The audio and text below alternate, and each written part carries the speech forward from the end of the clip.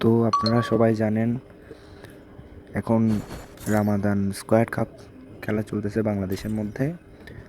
তার ভিতরে আপনার এটা কিভাবে খেলবেন সেটা নিয়ে আজকে আমরা কথা বলবো।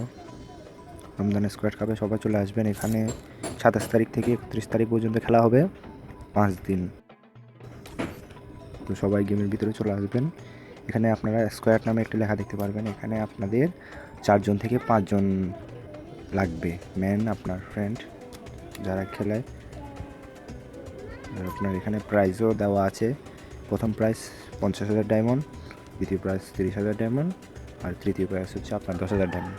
মানে প্রত্যেকজন যারা জিতবে তাদের প্রত্যেকজন প্লেয়ারকে এইসব প্রাইজ দেওয়া হবে। এখানে আপনাদের লিস্টের নাম সব কিছু দেওয়া থাকবে।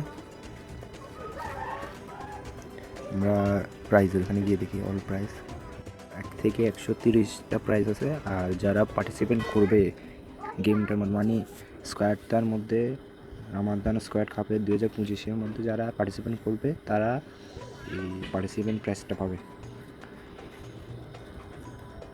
আপনার। তারপরে স্কোয়াডে 4 জন থেকে 5 জন লাগবে, আর প্রত্যেকজনে স্কোয়াডে খেলতে হবে। 4 জন স্কোয়াডে খেলতে হবে আর একজন থাকবে এমনি। তো যারা যারা রেজিস্ট্রেশন করে ফেলছেন তারা তারা খেলতে পারবেন। আর যাদের এরকম সমস্যা হচ্ছে আপনারা স্কোয়াডে ঢুকতেছেন কিন্তু গেমে ঢুকাচ্ছে না, যাদের স্কোয়াডে ঢুকাচ্ছে না তারা স্কোয়াডে দিবেন। যাদের স্টার্ট হয় না, মানে স্টার্ট চিপ দিলে স্টার্ট হয় না, আপনাদের টিমমেট লাগবে। ওইখানে যে আপনারা 4 জন থেকে 5 জন টিমমেট দিয়েছেন, ওইখান থেকে 4 জন টিমমেট লাগবে আপনার খেলার জন্য। অন্য কোনো টিমমেট দিয়ে আপনি খেলতে পারবেন না। যাদেরকে ওইখানে সিলেক্ট করছেন তাদের দিয়েই খেলতে হবে। এখানে আপনারা 15 ম্যাচ খেলতে পারবেন মোট।